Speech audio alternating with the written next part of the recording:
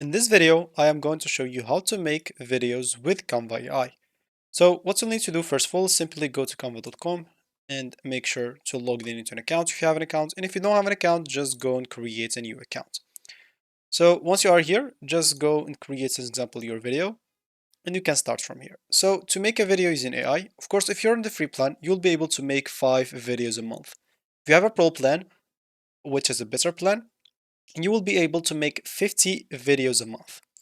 So if you go to this left panel and go down until you find Magic Media. If you click on that, you'll find here this option to generate images using AI, to generate graphic using AI, and to generate video using Canva AI. So here, I'm just going to choose Inspire Me. Of course, for you, you can simply type whatever or a video you want to create and click on Generate.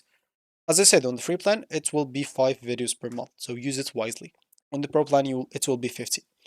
Of course, what you'll need to do now is just wait until the video is generated. It should not take a lot of time, from 1 to 2 minutes as you can see in here, and you should be good to go with your video ready to use. So let me just go and wait a little bit, should not take a lot of time, or I'll pause the video and then come back when until it's finished. So as you can see now it's about to finish and it's finished. So I can now just go and click on the video, and as you can see it will appear right here on my video.